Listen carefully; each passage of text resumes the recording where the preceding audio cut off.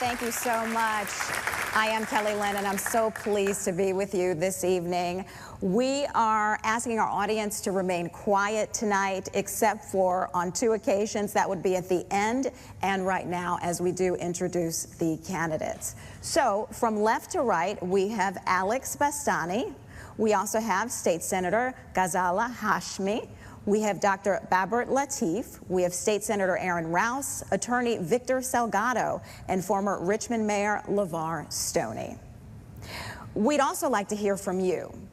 You are the voter, and we want to know what you think. And so we have a code on your screen right now. We'd like for you to scan that and then let us know who has your vote. There is a live poll that is happening right now on our website. Just go to WJLA.com.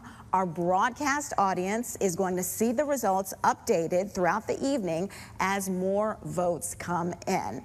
And there will be no opening statements tonight. Candidates will have 60 seconds to deliver their closing statements. The topics and the questions were submitted by Northern Virginia voters. Each candidate will also have 60 seconds to answer every question in a rotating order.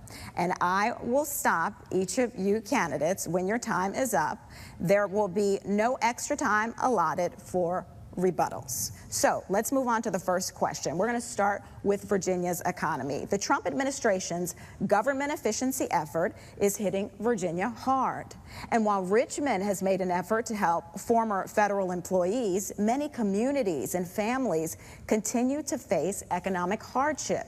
The question is, what actions would you take to protect Virginia's economy and to support displaced workers? Mr. Bastani, we'll start with you. Good evening. First, I want to express my condolences for the Connolly family. I had the honor of meeting him when I was the president of my union, and I always know I had a fighter.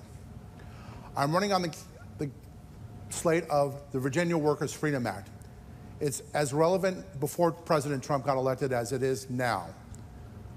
Our state needs universal health care for every single Virginian, which would save each taxpayer $4,000 a year. We need to raise the minimum wage to $20 an hour. We need student debt relief so that students can buy homes, invest in businesses, and start families. And of course, we need to repeal the right to work law.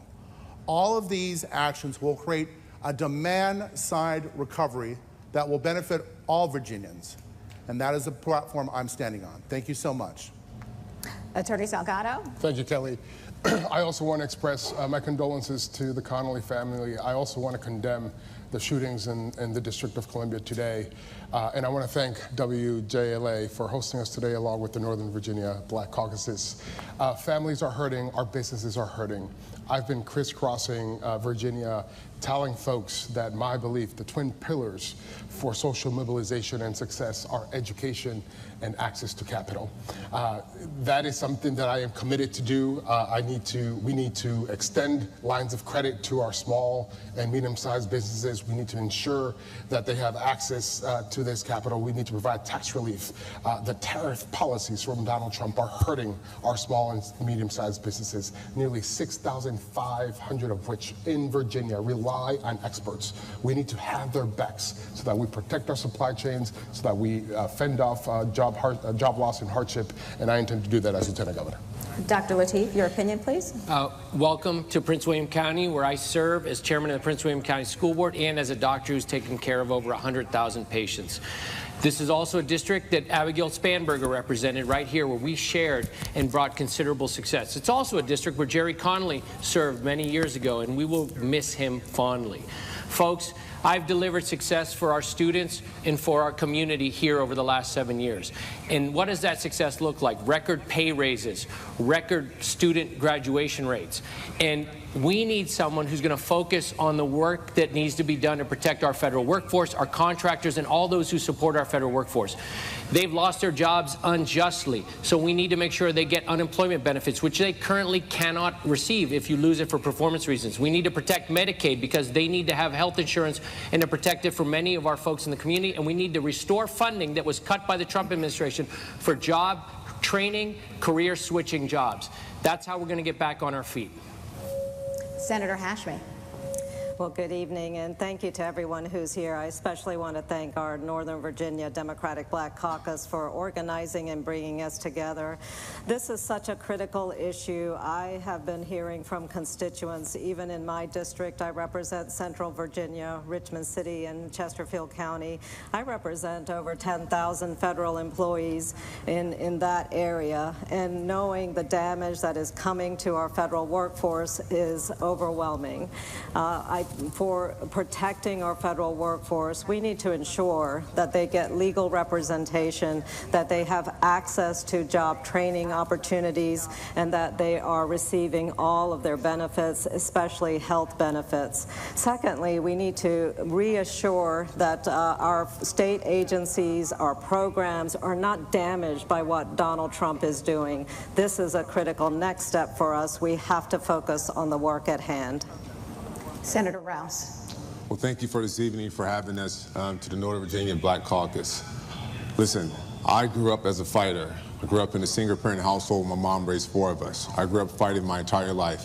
And as your next lieutenant governor, I will be fighting back against Donald Trump and Elon Musk. When Governor Youngkin came for women's rights, I stepped up and fought back, flipping the red district blue. When Donald Trump came for federal workers and independent contractors, I passed legislation to protect federal workers and independent contractors, as well as our veterans. I grew up in a family working since I was 10 years old. My grandmother died from breast cancer at a young age of 49, and my grandfather, who was an Army veteran, put a lawnmower in my hand. We have to build an economy that works for every single Virginian. That is why, as your state senator, I have passed legislation to extend it to earn income tax credit, to extend the child tax credit as well. Also, as a local councilman, I work to find tax relief for our seniors, as well as a state senator. I would do that again as your next lieutenant governor. Mayor Stoney. First, let me provide my sympathies to the Connolly family and also to his constituents as well. You know, job loss is unfortunately all too common in my lifespan. I saw my father lose his jobs time and time again, and I was born to a couple of teenagers and also had the privilege of being raised by my grandmother. So I saw the trouble of meeting the rent at the end of every month. And now a number of our federal workers will have the same problem moving forward. Right here in Virginia today, 300,000 federal workers. We have over 400,000 who are actually tied to federal contractors. And then when you add the armed forces in, one in every 7 worker in Virginia is tied to the federal government. We need people who are willing to stand up to the White House, to Elon Musk, no matter what party they're in. And right now, jobs are on the line, and Donald Trump and Elon Musk have a target on Virginia's backs. I tell you this, I will not be silent like Glenn Youngkin. I will not be silent like Winsome Sears. I will stand up for our workers no matter where they live. Thank you. Moving on to our next question now, a proposed casino in Tyson's Corner and allowing more slot machines across Virginia are being promoted as ways to diversify Virginia's tax base and reduce reliance on property taxes. The question is, do you support these initiatives? And if so, how would you address the negative impacts of gaming, like addiction, and the targeting of vulnerable communities? If opposed, what strategies would you pursue to promote economic development and fiscal stability? Attorney Salgado, we start with you. Oh, I get this one first? Yes. I oppose the casino here in Northern Virginia for a number of reasons. But I want to contextualize my answer in the context of the need for campaign finance reform. Unfortunately, we have Senator Hashmi, Senator Rouse, who are financing their campaigns with big casino money, with skill gaming money. And it's no surprise, of course, that they would vote to bring none other than Steve Wynn, Donald Trump's good friend, into Northern Virginia to build a casino that nobody asked for and that Northern Virginians don't want. So it's important that we reform our campaign finance laws, because they did this knowing that we would have to carry Northern Virginia. And they jeopardize our electoral prospects just so that they can service their patrons in the casino industry. Integrity, folks, matters all of the time, not just some of the time. And with me, I guarantee you will have a lieutenant governor that will do the right thing for the right reasons, not just some of the times, but all of the times. Dr. Lateef, your response, please. I am 100% opposed to a casino in Tyson's Corner. I am 100% opposed to slot machines in your local 7-Elevens, video poker machines in the restaurants in your neighborhoods. They are designed to make children addicted and to be predatory among those who are the most vulnerable. These are not the ideas we need to generate our Virginia economy on. I, here in Prince William County, have given record raises to teachers. 61% raises over the last 7 years. And we've done it by also lowering taxes in Prince William. We lowered taxes. We're going to lower the meals tax. We've lowered our car tax rate to among the lowest in the region. How? We've done it by diversifying our economy in Prince William with a mix of data centers and economic development, with a mix of other resources.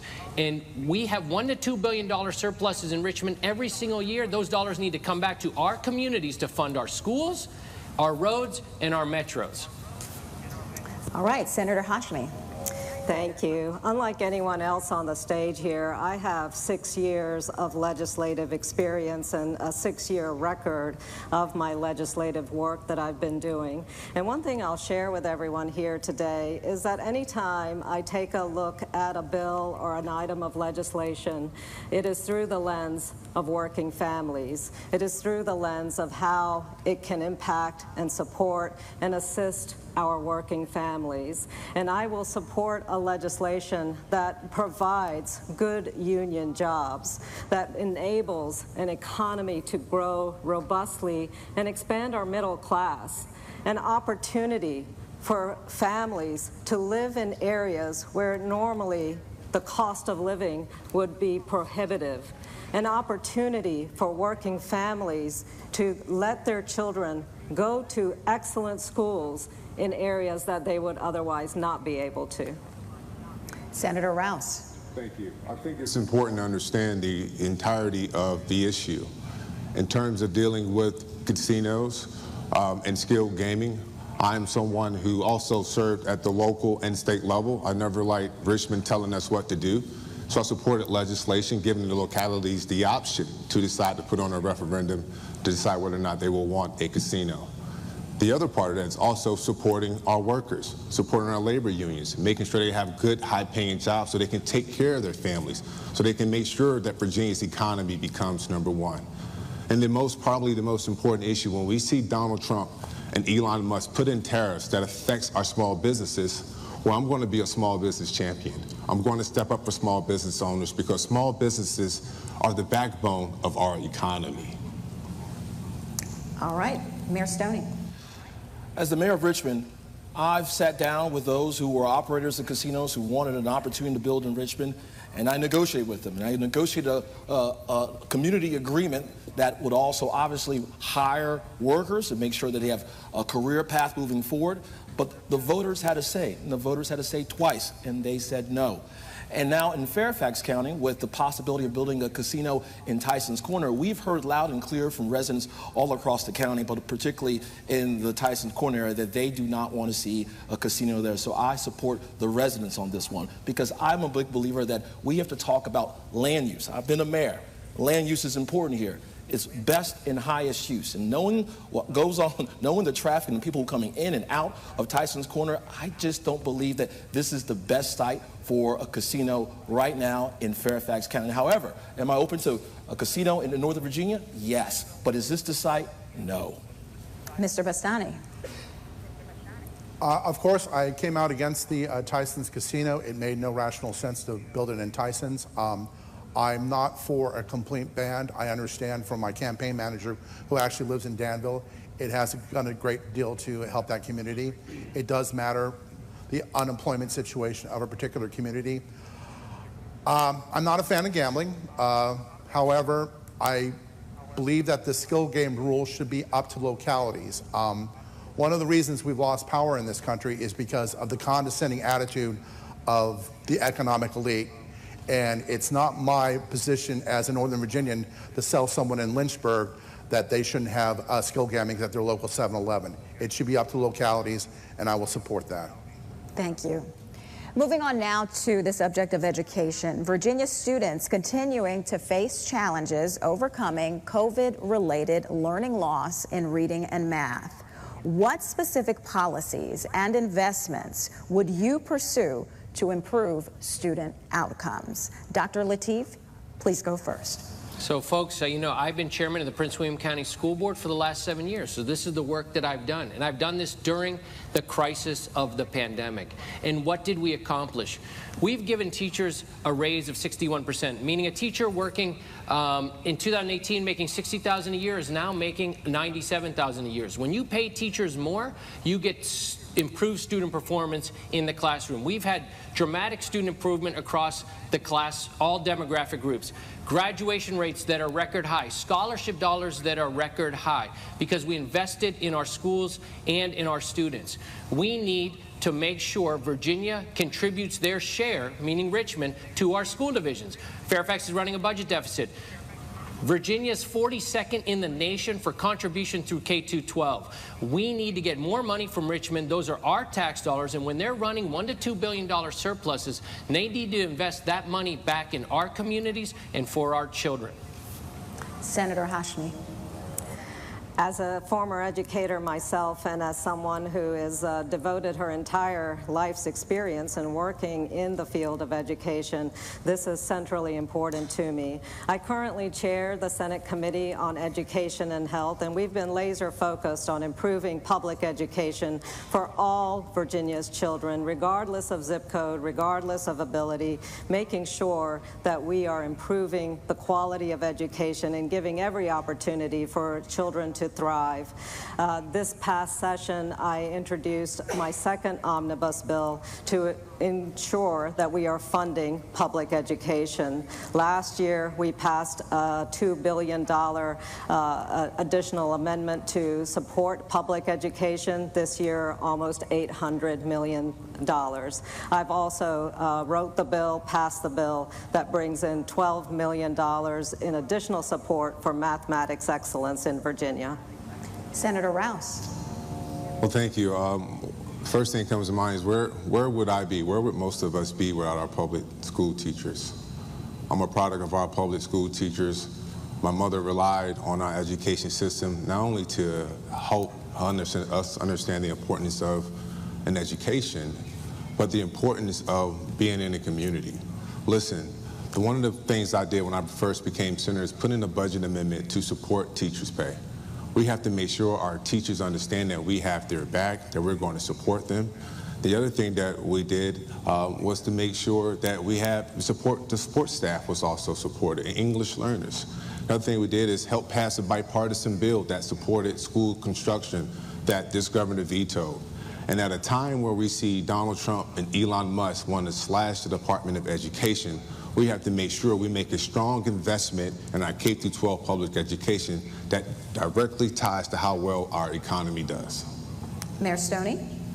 Look, I'm the first in my family to graduate from high school, to go to college, and graduate from college right here in the Commonwealth of Virginia. And that's why I made supporting schools my #1 priority as the mayor of our capital city. Under my watch as mayor, we saw funding go up by nearly 60% for our students.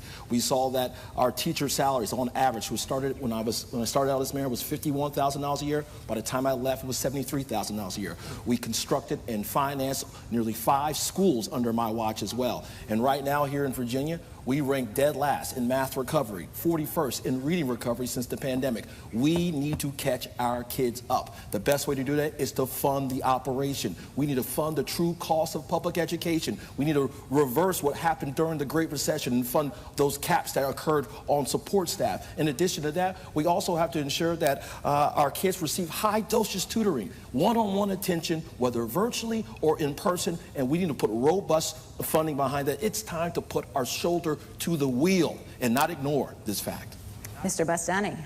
You know, yesterday I got home and I saw a nice little flyer on my door, and it said they're doing some redistricting, so the kids in our particular area are going to go from a school that's in the top 10 to a school 105th.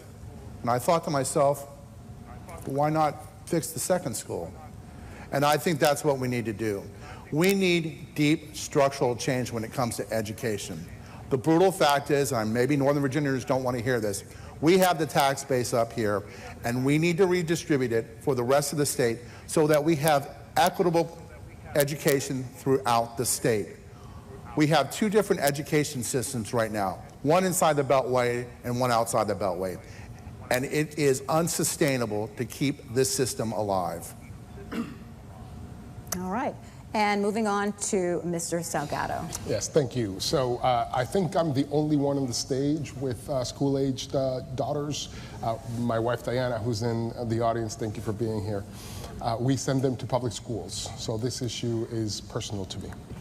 The JLARC study severely pointed out how we severely underfund education. Now, as you heard me say it earlier, I believe that education and enterprise are the twin pillars to prosperity. As I've been telling folks throughout Northern Virginia, especially in Spanish communities, it's really about 3 E's in Spanish: educación, empresa, y equidad ante la ley. So we need to make sure that we're funding our schools. And the need for this is more severe now that Donald Trump wants to take federal funding completely out of public education to favor vouchers and religious and other private institutions. We need to stay on alert, and that includes using our rainy day fund and provide stopgap funding throughout the Commonwealth so that our kids have a chance to the American dream. Thank you. Moving on now to our next question. From the era of enslavement and Jim Crow to the civil rights movement and the ongoing legacy of African-American leadership, some are now concerned about how fully and accurately Virginia's history is being taught in the public school system. So if elected, how would you address Virginia's updated history standards? And additionally, how would you support educators in implementing these standards? We'll start with Senator Hashmi. Thank you. You know, it was about 4 years ago that we revised the Standards of Learning curricula for history and social studies. And we had a fairly robust conversation. We had experts, parents, students involved. We were in a good place to tell the full story of Virginia, the full story of America. Sadly, when Glenn Youngkin came into office, his administration, his Department of Education took those standards, that curricula that had been prepared, and really radically changed it. They stripped out so much of our comprehensive and critical American history. It is so important that we share the full story of America, that our students are educated broadly, comprehensively, that they're given the critical tools necessary to understand and to be immersed in this nation's history. Senator Rouse. Well, thank you. I think we have to start telling a full, accurate history. I think when we see Donald Trump and Elon Musk wanted to take parts of our history out of our school books and erase our school books and ban school books, we have to fight back against that. And listen, as someone, only one of 2 African-American men in our state Senate, someone who has a professional background in sports, I'm here to tell our young black males, our black community, listen, we are more than just athletes. We are more than just running high and jumping high and being 6'4" and strong. We have intellect. We are smart. We are intelligent.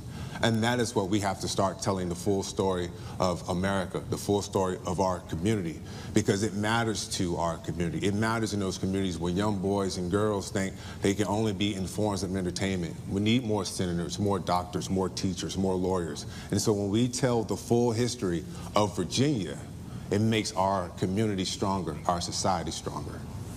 Mayor Stoney. Yes, I think people need to know that the atrocities that occurred during the in the antebellum South during the times of slavery, it started right here in the Commonwealth of Virginia, Fort Comfort.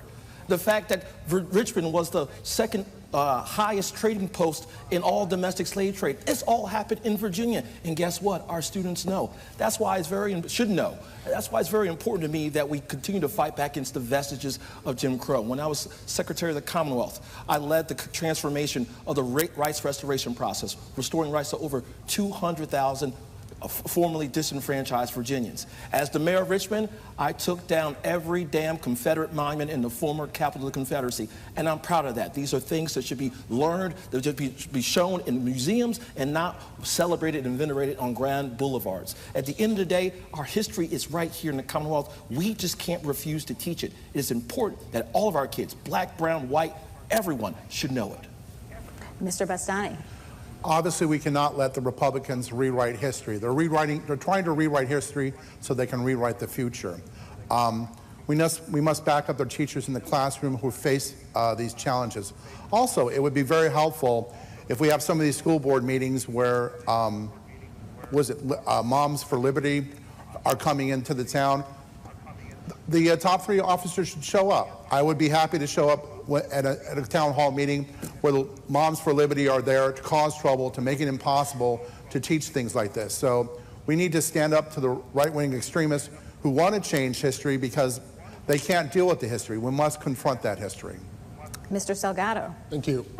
So it's important that we recognize how we got here, right? The Republican Party, they often pick on these cultural wedge issues for electoral purpose, even if it means attacking vulnerable communities and attacking our history. They've done it with the trans community.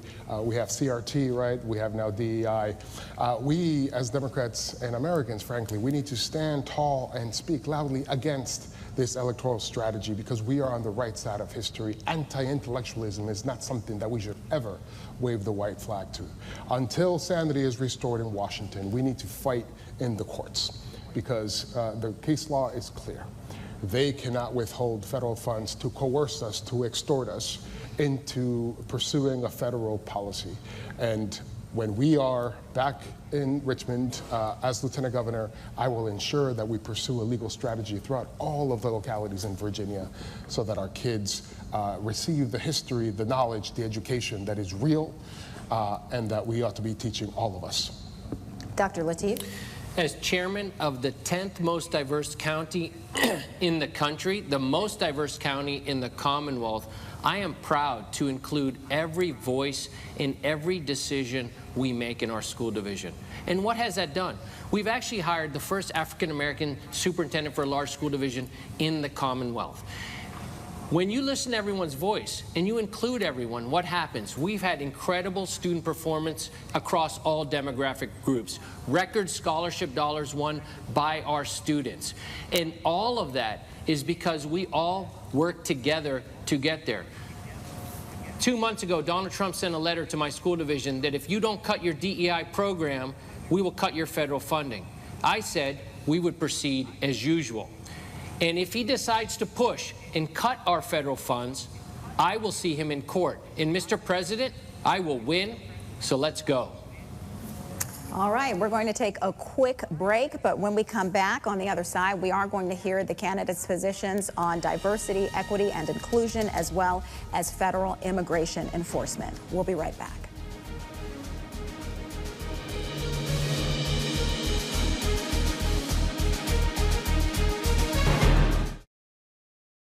Diversity, equity, and inclusion. From the White House to the State House, diversity, equity, and inclusion has become the third rail of racial politics and has divided many Virginia voters. My question is, what is your position on DEI, and how would you address concerns among voters on both sides of the issue? Senator Rouse, we are starting with you. Well, thank you for the question. I think as first we must understand DEI is a part of Virginia's state code, okay? What Trump and Elon Musk are doing is creating fear and attempting to separate us. We need to make sure we stay together and stay laser focused on winning this election here in Virginia to make sure we can push back against that.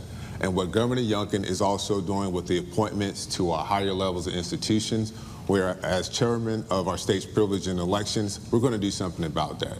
We're going to take people off those boards if they do not meet the standards of serving on those boards. One thing about DEI, we must understand that that is code language, folks. That's code language that's taken us back to an era of racism, of discrimination. Here in Virginia, we won't have that, and I will make sure I stand up against that as your next Lieutenant Governor. Thank you. All right, Mayor Stoney.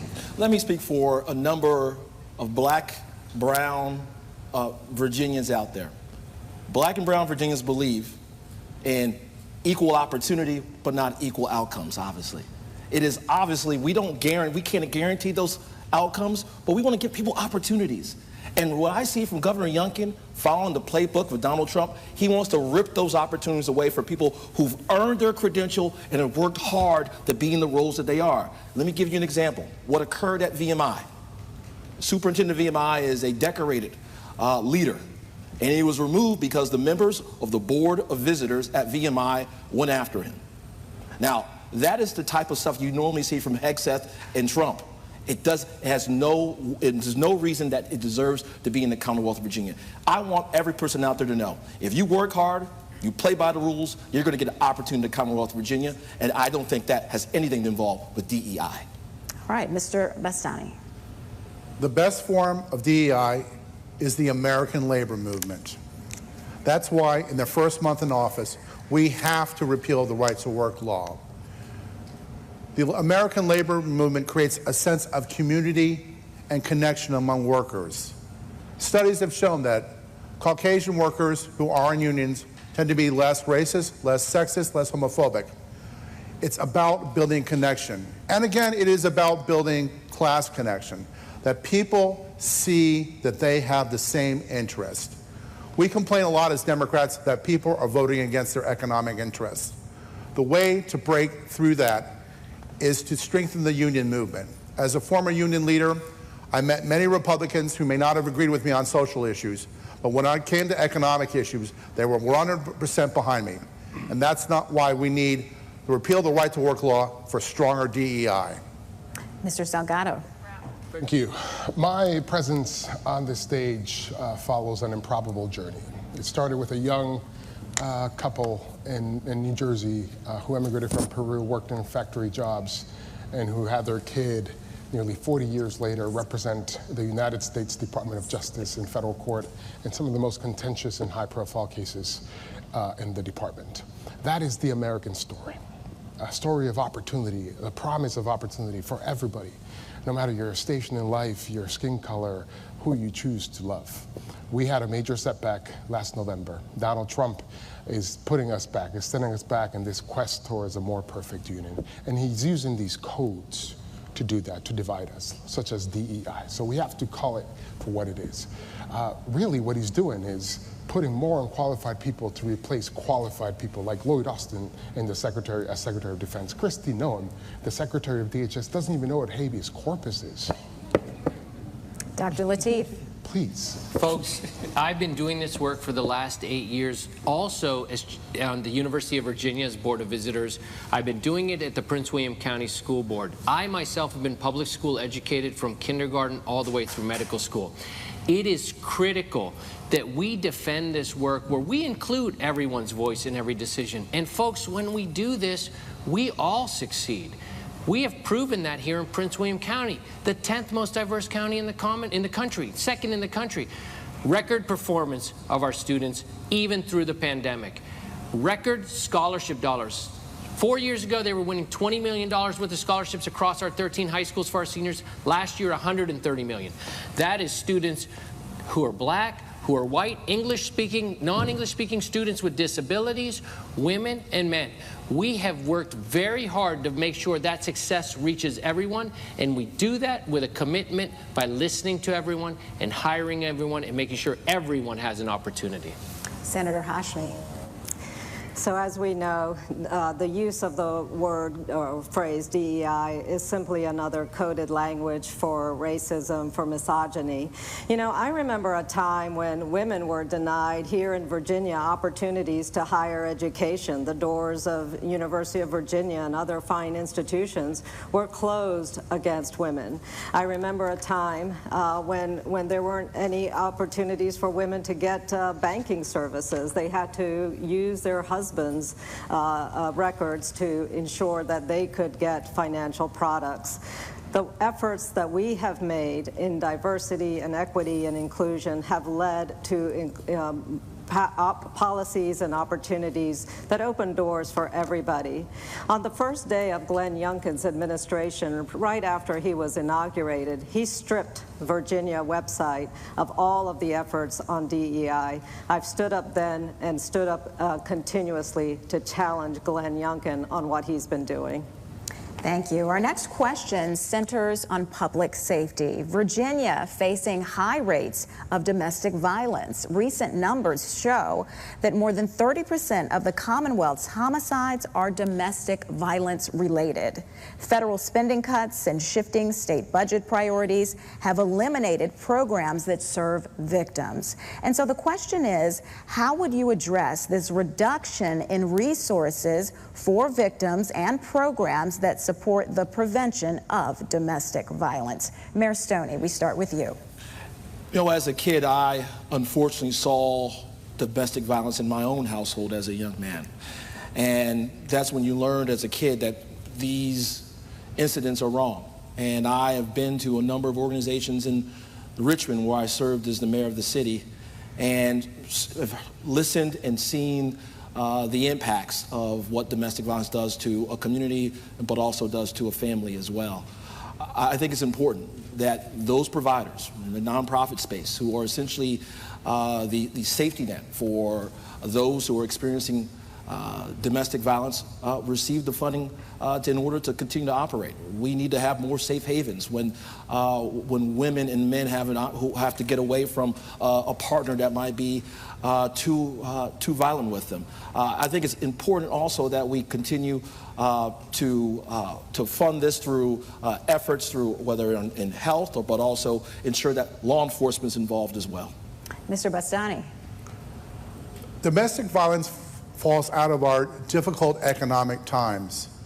People need resources. First, we need, again, universal health care. Obviously, domestic violence is a mental illness issue.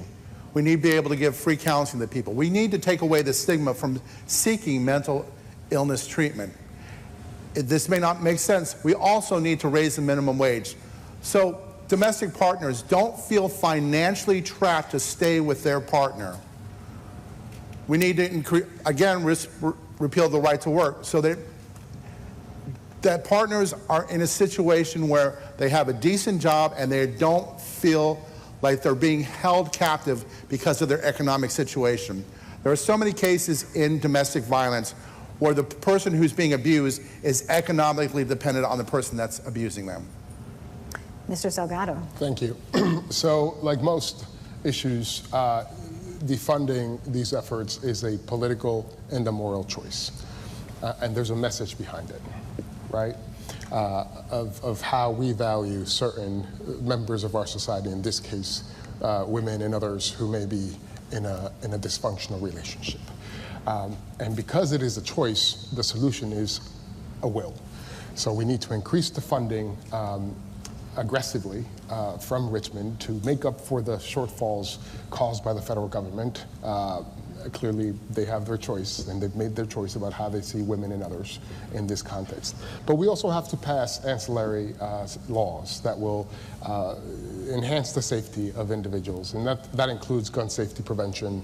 Of course, we need to take guns away from domestic violence abusers and convicted folks who either had a gun or want a gun, et cetera. So there's a plethora of items that we can do to ensure that our women and others are safe. Thank you. Dr. Lateef? When I moved to Virginia over 25 years ago, I joined the hospital here locally. I'm an ophthalmologist, I'm an eye surgeon, and I cover all the emergency rooms. And to this day, I still cover all the emergency rooms here in Prince William County. And one night I was called in to see a woman who was assaulted by her husband and had orbital fractures and broken bones around the eye. I took care of her. Later on, I was called to court to testify on her injuries in the adjudication of that case. The judge asked me, Dr. Lateef, are those injuries she sustained permanent? And I said, well, Judge, no. I mean, she's going to recover, and she'll fully recover. He then allowed the assailant to go. He said there's no permanent injuries, and he let him go. She didn't have a lawyer. She didn't have the money to have the resources. We need to fund those sources. When you have $1 to $2 billion surpluses in Richmond, we need to fund these programs, fund our localities, and as a local government official, I will fight for those funds to come back and protect our families here in our counties. Senator Hashmi. You know, as a community college professor, I had many students in my classroom, tragically, that were confronting issues of domestic violence.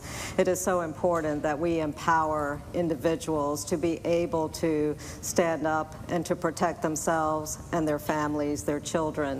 We can do that by giving them the resources that they need in order to get out of situations of domestic violence through education, through career opportunities, and through mental health services. One of the areas in which I've been working is to provide the critical funding resources to help our nonprofit organizations that do provide support for individuals extracting themselves out of situations of domestic violence. We also need to ensure that our perpetrators do not have access to guns, and we have passed those laws here in Virginia. We need to continue to enforce that support for so many of our families. Senator Rouse. At a very young age, I was raised in a family of 4. My mother was working all the time, and we had a babysitter. Tragically, she was murdered in a domestic violence incident. I had a cousin not too long ago who was murdered in a domestic violence incident with the use of a handgun. I think the most important thing we can do now is make sure we pass common sense gun laws. We need a governor like Governor Spanberger who will sign these common sense gun laws. I supported legislation in terms of making sure our guns were stored safely, that this governor vetoed. I think also anytime we have any domestic violence situations within that household, everybody in that household is a victim. And so as you're the next lieutenant governor, I want to make sure we rebuild those partnerships with our localities to make sure resources are going to the victims of domestic violence, making sure there's access to mental health resources as well as family counseling. Thank you. Several Virginia counties are under scrutiny right now over policies that allow individuals access to spaces like locker rooms and bathrooms based on their gender identity. The question is, how would you navigate the challenge of creating an environment where all students feel safe and comfortable while also respecting families' desires to support their children's identity and expression? What policies or practices would you advocate to balance these sometimes competing concerns? Mr. Bastani, we'll start with you. Well, we're going to have to, it's going to cost money. We're going to have to be able to provide facilities so that meets the interests of both parties. We're going to have to sit down and try to work this out among the parties. Obviously, this is a very controversial issue. We want to protect everyone, particularly children in situations like that.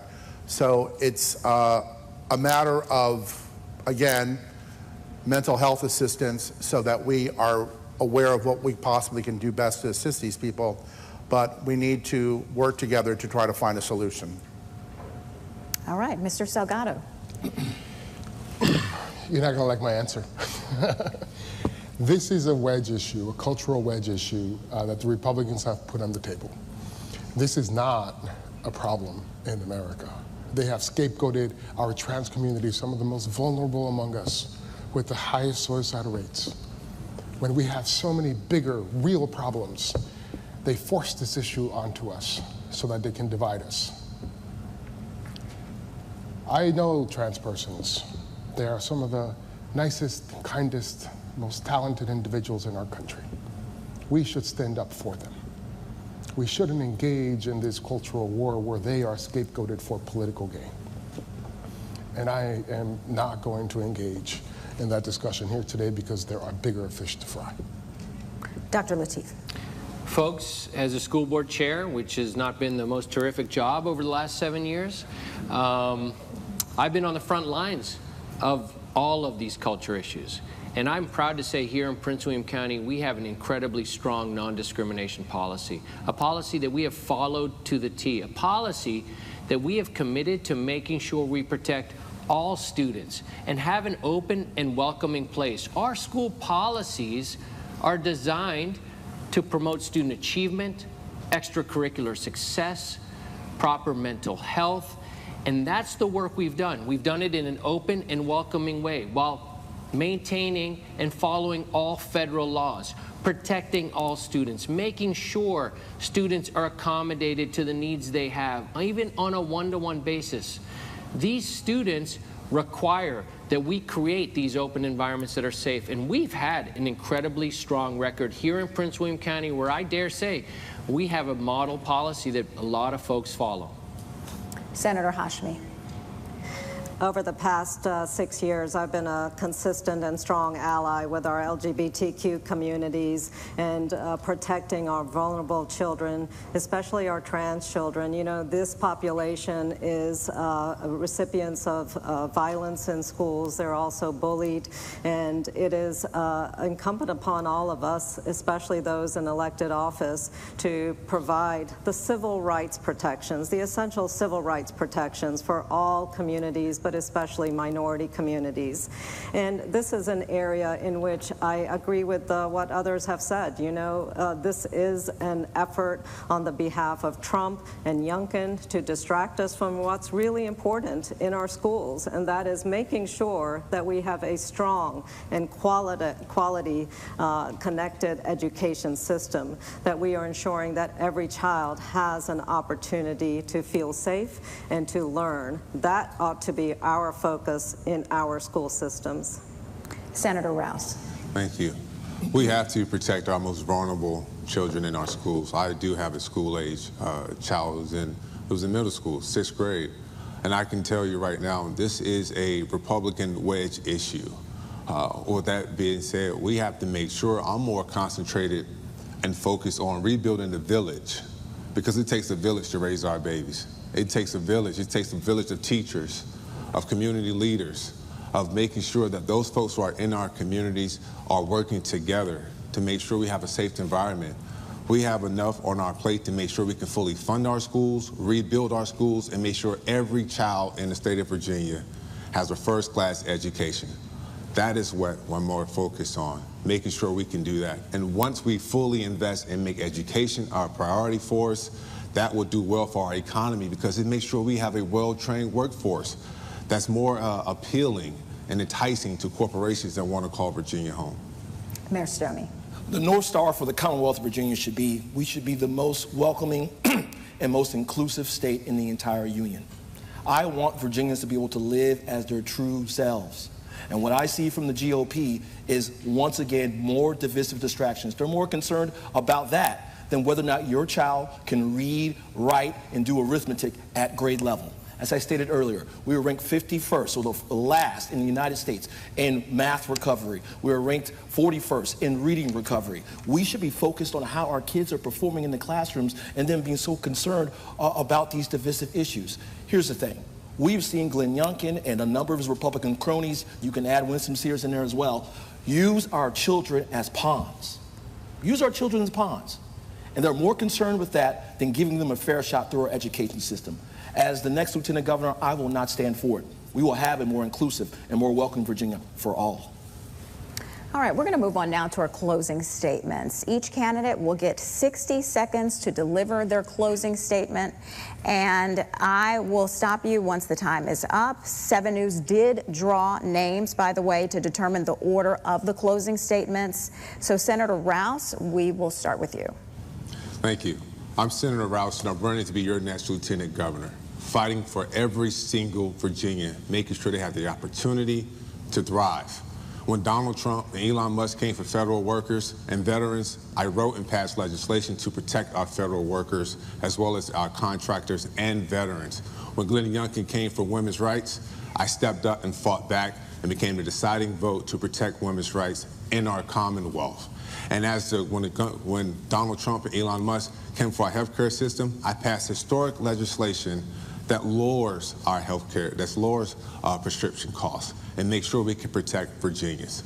So I humbly ask for your vote and your support, and that's why leaders across the Commonwealth has endorsed our campaign. So please go to rouseforvirginia.com and let's chart a new way forward in Virginia. Mr. Salgado. Thank you. For 13 years, I've sworn an oath to defend and protect the Constitution. I quit my dream job after last election. And the question now is, what type of lieutenant governor candidate and what type of lieutenant governor do you want alongside Governor Spanberger? This is a crowded field, right? But if you want somebody who can promote and draft legislation that pushes back on Donald Trump and legislation that passes court scrutiny, you can check that box with me. If you want somebody who can fight legal battles alongside Abigail Spanberger, you can check that box with me.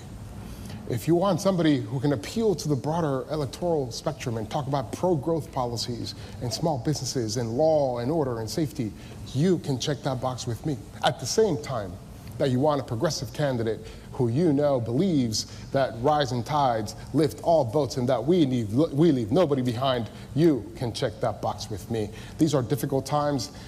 These times call for a different type of politician. Let's get rid of the old playbook. I'm here to serve. Thank you, Virginia. Mr. Stoney. From the time I was born to a couple of teenagers, my mother being 16, my father being 18, I fought my way up the economic ladder and became the first in my family to graduate from high school and the first in my family to go to college and graduate from college. And when over the last decade, I've been able to serve at the state level as the Secretary of the Commonwealth, where I transformed the rights restoration process, restoring rights to 200,000 plus disenfranchised Virginians. And as the mayor of Richmond, at 35 years old, the youngest person to ever serve, I've been the only executive on this stage today.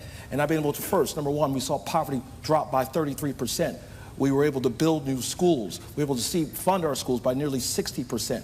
And I took down Confederate monuments and defied Donald Trump. Like I said, I've been fighting from the time I was born, and I will fight for every Virginian, no matter who you are, the color of your skin, who you pray to, or who you love. Hell, who you even vote for. I will fight for you as well. We need that right now more than ever to stand up for those who are the least and fight for everyone's fair shot. Senator Hashmi. I don't just talk about standing up to Donald Trump and the disaster that's coming out of Virginia. I've actually been doing something about it these last few months. You know, I wrote the plan to protect Medicaid for over 600,000 Virginians. I fought for the right to contraception and for our constitutional amendments to secure abortion rights, restoration of rights, and marriage equality. I secured over $2 billion of additional funding for our public schools. I'm the only candidate that has been endorsed by abortion rights and environmental groups. We need an executive team that's ready to hit the ground running on day one. We need a lieutenant governor who doesn't need on-the-job training. After 6 years now in the Virginia Senate, I'm ready to be the president of the Senate. I'm ready to be Virginia's next lieutenant governor. Dr. Lateef. Folks, I didn't wait for Donald Trump to get elected in 2016 to stand up and serve our community. I've been in this fight representing our values long before he arrived on the scene, and I'll be here long after he's gone. As a doctor and chairman of the Virginia's second largest school division, I spend my days listening to people, hearing their concerns, solving their challenges. And whether it's the exam room or the boardroom, the concerns are the same. Will our children have a better future than I did? Will my parents be able to retire after having worked so hard? Right now, too many Virginians are feeling squeezed by high costs, stagnant wages, and an economy that does not work for everyone. And while chaos reigns in Washington, D.C., I will bring steady, sober, principled leadership to protect our progress and stand up to Donald Trump. And as your next lieutenant governor, I will fight to fully fund education, lower health care costs, and make Virginia the best place to live, work, and raise a family. Mr. Bastani. The American dream is out of reach for the vast majority of Virginians. A CBS Newswatch article this week said 60% of Americans can't afford basic human standards. 24% of Americans are functionally unemployed. I am the only candidate in this race that is seeking deep structural changes that we have needed for over a decade now. Voting for the professional politicians is voting for the status quo. This hasn't worked, and this is where we are now. We must move forward. I am asking for your vote on June 17th, not for myself, but the 2/3 of Virginians who are struggling every day to make ends meet. Thank you, and God bless. And that is going to do it for our Virginia Lieutenant Governor debate. Please join me in thanking our candidates for being a part of this.